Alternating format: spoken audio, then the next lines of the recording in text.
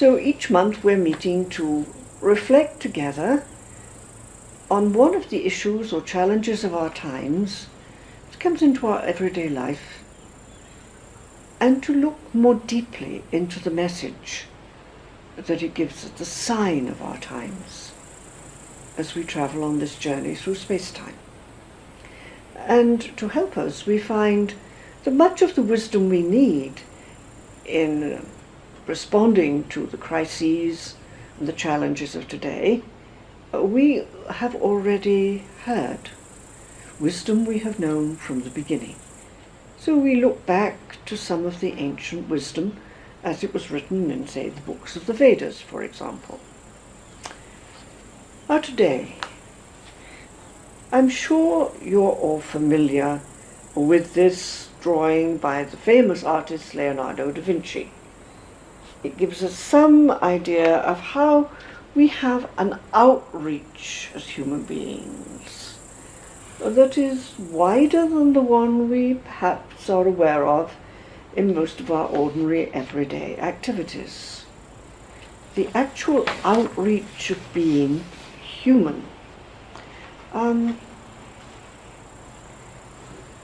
The outreach that comes through our environment has increased in importance over the last few decades.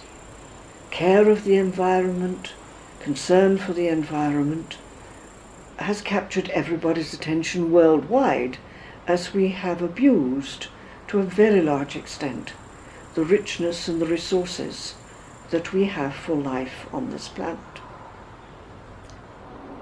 But how far does my environment really reach?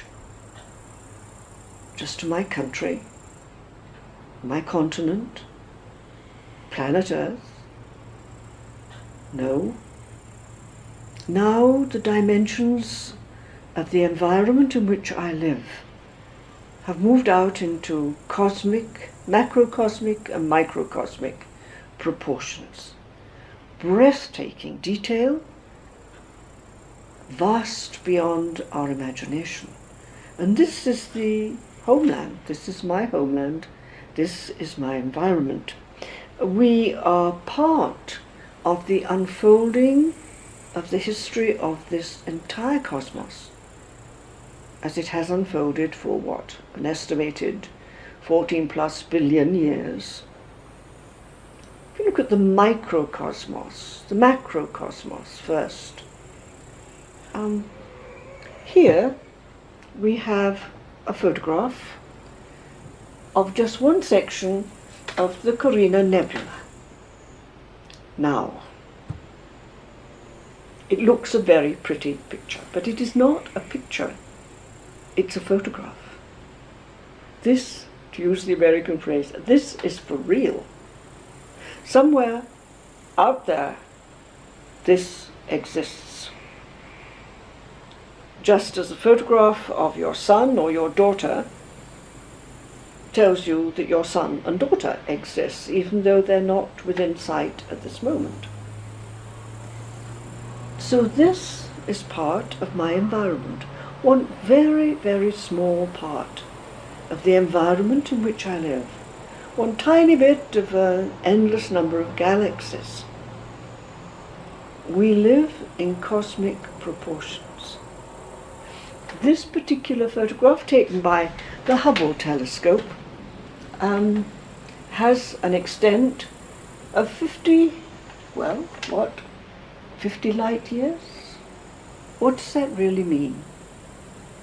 If you're not sure, perhaps one of the things to do this month would be to go and look it up. What is a light year? Unbelievable dimensions.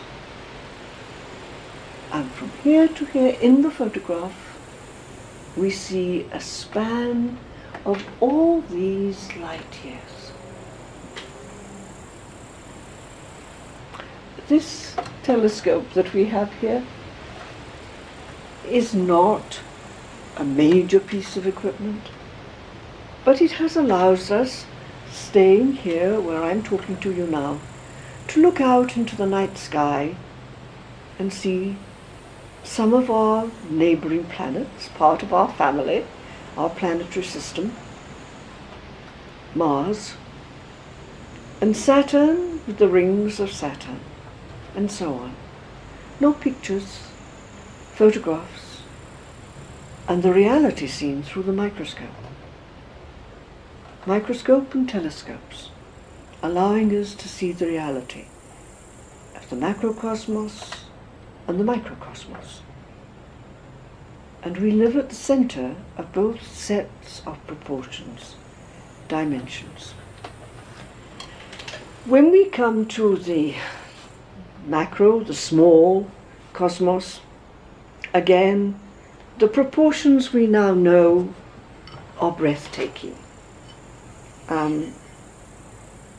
Here, I hope you can see it, is one of the hairs I've just taken from my head. Could you measure its width? How wide a single hair is? You would say, no, it has no width. But there are researchers searching into the mystery of the human brain that have a piece of equipment that can slice a human hair into 1/1000th of its thickness. And now, why would they want to do that?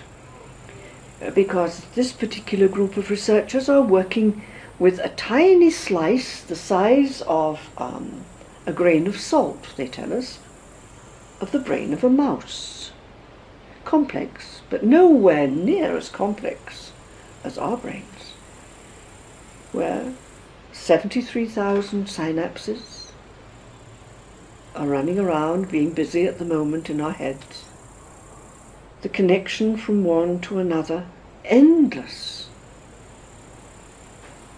One of the wisest statements I've heard coming from the scientists that give us some popular insight into their work was made recently by the leader of the team that's doing this particular work on the human brain. And he said, "We have discovered such vast complexity that we have to be convinced that in this there is some sort of structure. The problem is we are not yet able to discover the simplicity." The simplicity.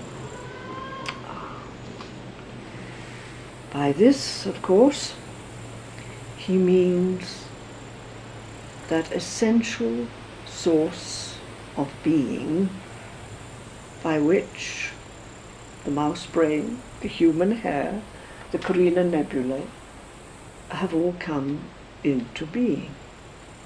And we, as intelligent, self-reflective species, are at the centre of all this.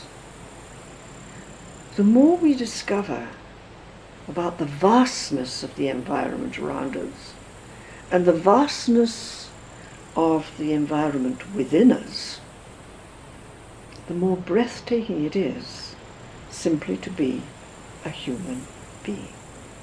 As far as we know, there is no other species anywhere in this cosmos that has this capacity.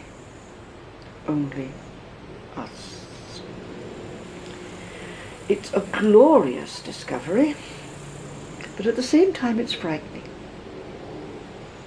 Because once we know that this is where we stand, so uniquely, out to the incredibly large, in to the incredibly small, we assume a responsibility for it. What happens to it? Again, as we said, how it is developed, protected, and the resources shared. We're frightened because of the responsibility, and we're frightened because our life has on planet Earth has such a short space, time-space span. one thing we're really discovering as we discover these vast proportions and dimensions is our correct, our true, our authentic relationship with the environment. And by this we just don't mean the cabbage patch or the trees and the forests, but all that exists in space and all that exists in the microcosm also.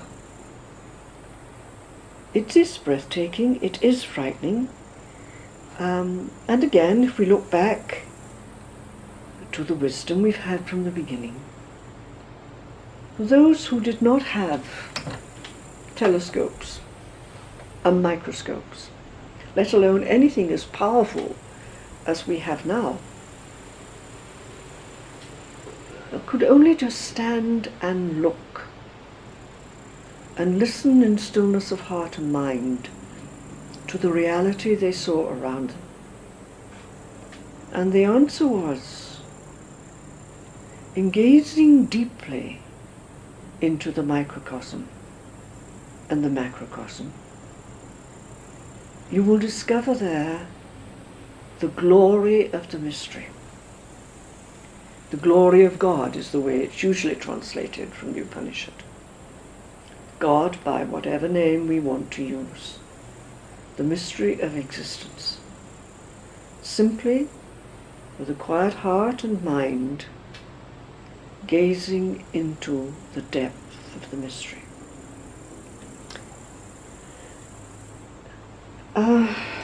As we discover more and more of the wonder of the universe, it should make us, yes, a little frightened in the sense of being in awe that I'm just a human being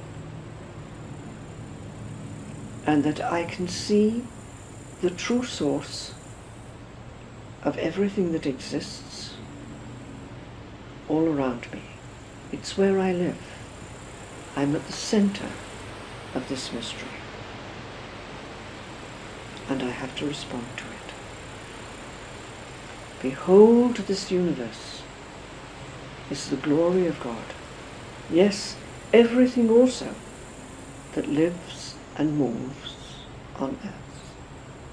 So, realizing the difference between what is passing so fast and what will not end is the beginning of wisdom and freedom.